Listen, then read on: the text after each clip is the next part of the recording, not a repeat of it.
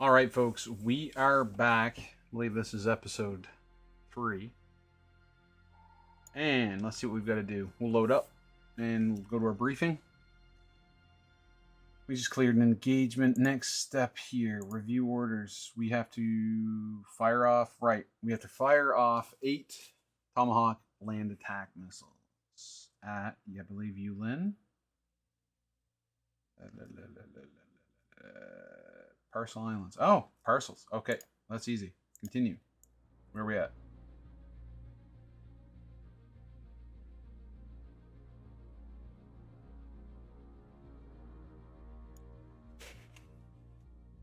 All right, so we're at 20 knots right now, 600 feet depth. To launch these, they're in the, where are they at? I got to put them in the torpedo tubes, which means I'll have no defensive torpedoes after I launch. So let's set them up right now.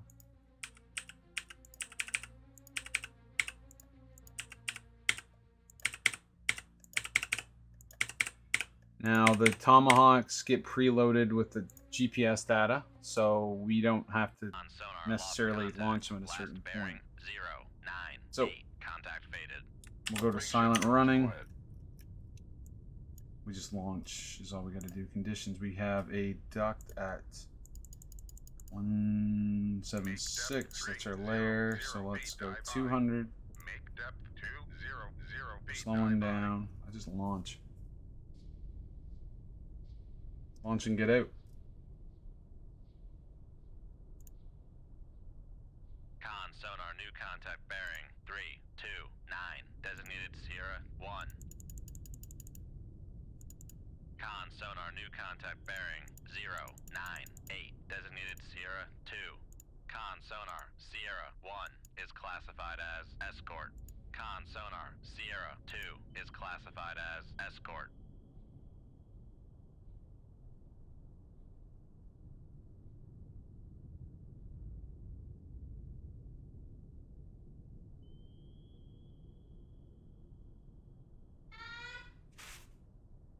Yeah?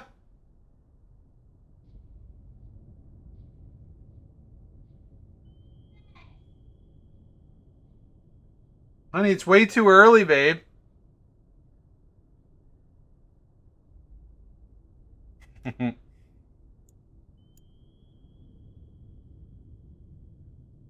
We're nearly at launch depth, 200 feet. I don't know if I gotta launch 4 and 4 like this and this or what, but we'll do it. Water to sewer. Here we go.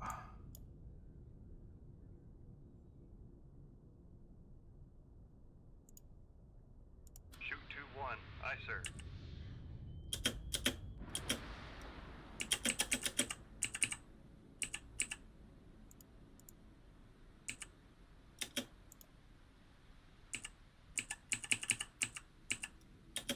Shoot 2-2. Aye, sir. Shoot 2-4. Aye, sir. Shoot 2-6. Aye, sir. Come left to 086 helm aye. Make depth 700 feet. Dive aye.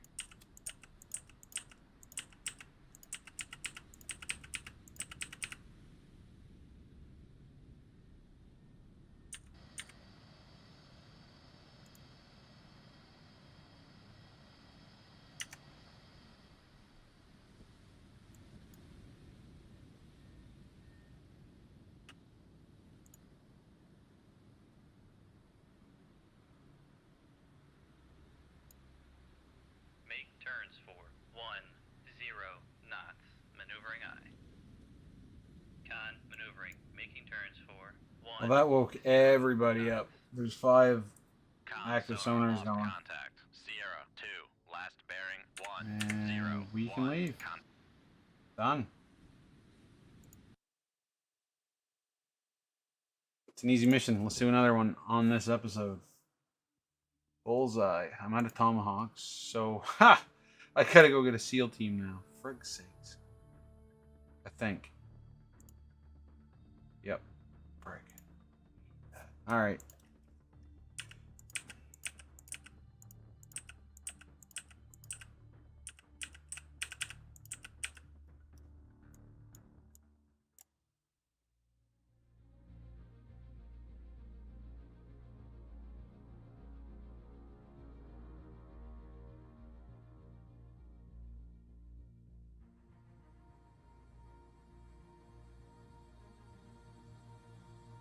They've got pretty active patrols around Hong Kong. They're trying to protect that.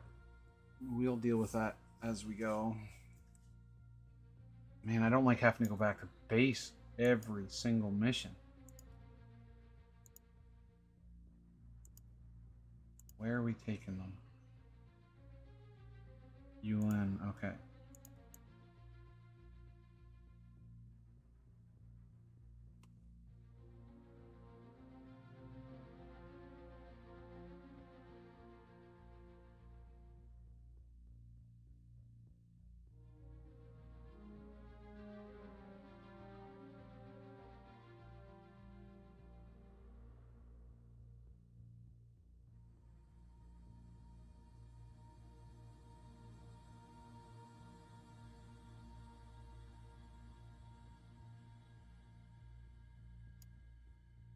Alright. I think we've done this already once. We're going to do it again. We're doing 20 knots. We got to slow down. Stay as deep as we can. Conditions. No thermal air. We're at 185 feet. Let's drop that down a little bit to 203 and we'll boogie up north. We'll have a chat about what I know about sonar. 200 feet. 10 knots. Now, when we are traveling and we want to pick up a contact, modern submarines, especially American submarines, are equipped with, at least in-game, 3 different systems for detecting passively, meaning there's no sound put out into the water. It only listens for sounds in the water but does not ping, where we associate an active ping with what we refer to as sonar, but sonar is just sensors and the use of sound and listening for sound and using sound to echo off of other objects to give their location.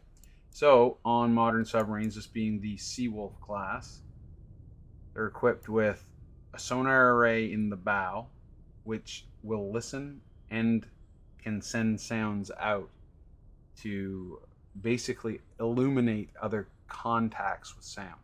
So it'll do those 2 things. Along the side of the submarine, hull mounted, and I believe they're referred to as conformal arrays along the hull, and I believe that's what these items are here. I could be wrong, could be totally off, but I believe those are conformal array sensors mounted on the hull for listening as well. And then off the stern, we have this tube that runs along most of the length of the hull, and I believe they go out through these guides to keep them away from the propulsor, or it's basically a ducted propeller or quartz nozzle. They're referred to with tugboats and on Z drives and things like that. So we want to keep them away from this item because it'll chop it up and make a lot of noise and damage our propeller. So they're guided, as far as I know, down through these guides and then out. Things I've read, I believe these things can get out to 1 kilometer long, depending on the type of towed array sonar. And what that is a cable with, I believe, fiber optic, could be something else. Cables attached to what are referred to as hydrophones or underwater microphones, and they'll stretch out behind the submarine. If the submarine turns, it'll kind of like a train.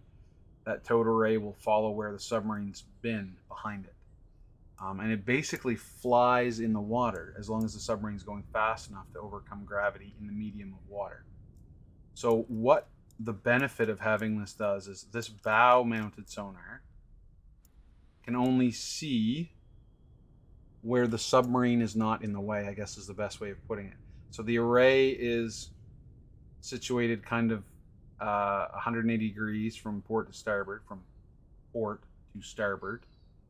And it can send out signals and it can receive signals, basically kind of in this angle here. The conformal or hull-mounted array can basically, I believe, see kind of out like this as well, out front and out to the side, and maybe just straight out, I am not sure. But the important thing to note here is behind the submarine, so this is seeing back this way. This is about as far as it can see. And perhaps the hull mounted can see back, maybe even straight back. But the important thing is, behind the submarine is a dead zone where they cannot hear or see with sound. They call it the baffles. Also, if there's any turbulence from the propeller, it'll distort sound waves as well. So this towed array is dragged along behind to kind of shed some light on that dead zone. What it also does is if I hear a sound in the water, let's say off to my port way off here, and I want to figure out how far away it is, I need to triangulate that sound. And I do that by using the relative bearing of that sound from the sensor that picks it up. So if it's picked up by the bow, it might have a relative bearing, let's say, of 280. Okay, so it's straight off here. How can I triangulate that? Well, I can use another sensor situated away from that bow one. So if I use the bow and the conformal, one of the conformal arrays, I can triangulate it, but the angle difference isn't going to be much if they're way off. But if I use the bow, or if I use the hull and some of the sensors a kilometer behind me, way back here, that angle is going to be a lot different back here, the relative bearing to that sound. And I can use those two sensors in coordination. So wherever these two relative bearings meet, there is where my sound is coming from. Now, if I can change my direction a few times, I can get a much better idea of where I can increase the accuracy of that target. It's called the target motion analysis. I think nowadays the computer does a lot of it on the sub, and maybe some skippers will have crew members doing a manual plot of that as well with the information that's being fed back to them. Another way that we can very quickly, very accurately get telemetry or solution data is to slowly, you can give your position away, but we can launch a torpedo at a slow speed without any active sonar going, or a torpedo like sensor out. They're all on the American subs. They're wire guided, fiber optic wire, most of them. I know the Mark 48 ADCAPs, advanced capability torpedoes, are. That can be sent out away from the submarine. And if I need to, if I get it out kilometers away, I can even go active and put sound in the water that will reflect back towards me off of other objects. So I can use active sonar away from my submarine and not give away my position. Now, I don't have that capability in this game. Previous games like Subcommand, I believe you could use your torpedoes in that manner. You could control the speed. On this game, we can control active sonar on and off, just pressing this button once the torpedo's been fired, as long as the wire hasn't been damaged. But that's one of the things that how this game works, I guess, is when we're going slow enough that it's not going to damage the towed array, it will give us better target motion analysis data by triangulation. Once we speed up and start doing evasive maneuvers, if I'm up to 20, 30 knots, the crew will automatically retract that. It won't give me any indication that it's going on. In previous submarine games like Subcommand, you would have to retract that array or you would end up damaging it. So this is all automatically done in this game. So Killer Gamefish, or whatever the producer of this game is called, has automated a lot of functions so that you have basically basic commander functions. You're giving commands via interfaces in game, like launching torpedoes, going active, things like that. A lot of the crew functions that you would find on previous games are just done automatically in the background, which makes it a different experience. And it depends what you're looking for in a submarine game, but I thoroughly enjoy This is probably my favorite submarine game I've ever owned, and I've owned a bunch of Janes, Sono Analyst stuff, Fleet Command, which is less of a submarine game and more of a top-down view command of all naval assets, I guess. But yeah, this one gives that a little bit of automation, so you can focus on controlling your sub instead of doing some of those crew functions. So I'm compressing time now. We do have some contacts actively seeking me out with active sonar. And in game, it'll give me a bearing line in yellow. Let's adjust course here so I don't run aground, run afoul of the bottom. All right, so we've got somewhere down in this area active sonar from, I'm guessing, a surface anti-submarine warfare platform, which I want to avoid at all costs. We're at 218. We got 266 on bottom still. Shallows up here. We'll have to turn to port when we get there.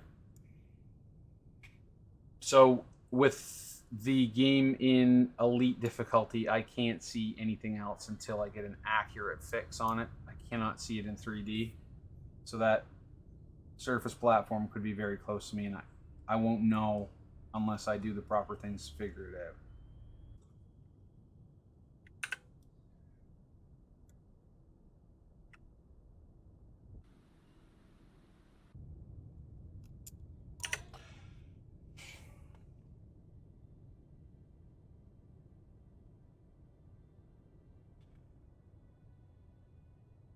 We're just trying to avoid surface contacts.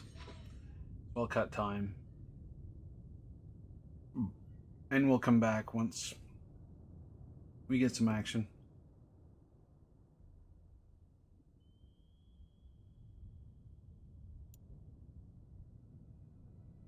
Come right to 29. We might get action sooner than we want.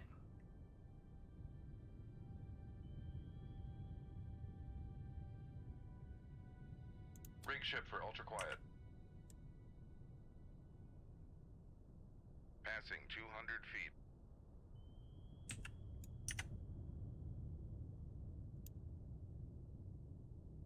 Come left to 279. Helm I. Con helm. Steady course. I don't know where that guy is.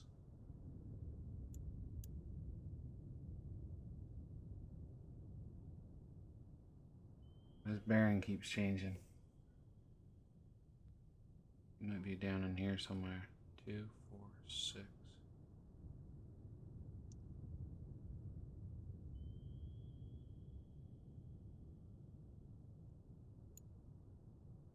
I would think we would hear him if he was close.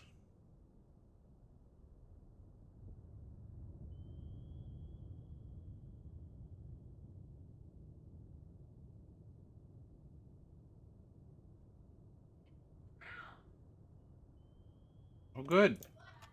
Got another contact coming out of here. That's not good. 185. Am I gonna Make turns for 10 knots. Maneuvering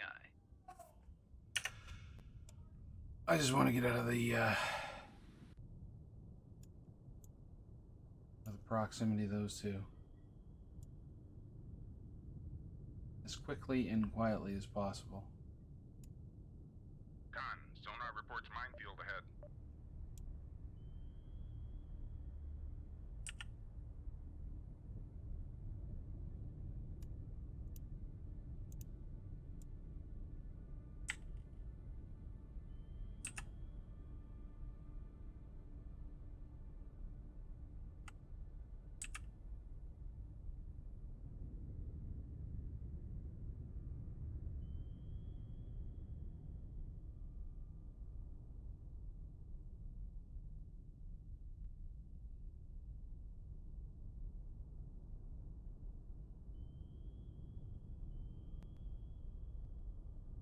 Now, in previous games I've played, he had a high frequency sonar that you could actually use to see these mines, in this game, you don't have that. You got to go 3D.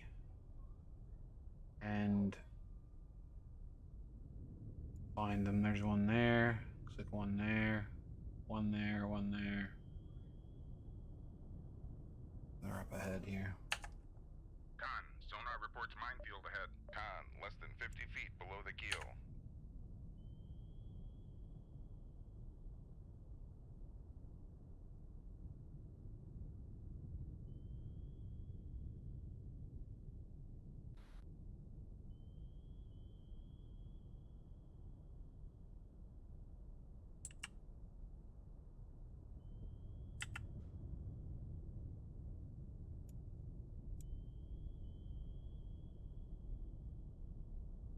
Mine there, right to our right, to our left. More to our right. Make sure there's none right in front of us.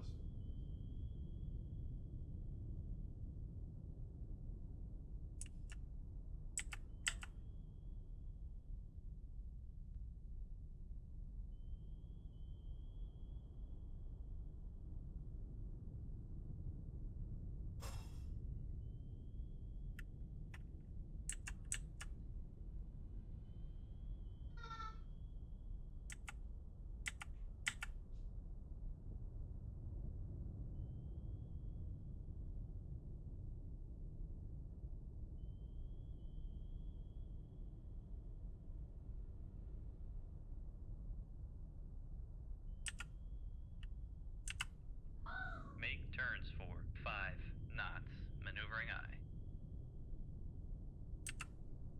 Make turns for 0 knots, maneuvering aye. Passing 100 feet.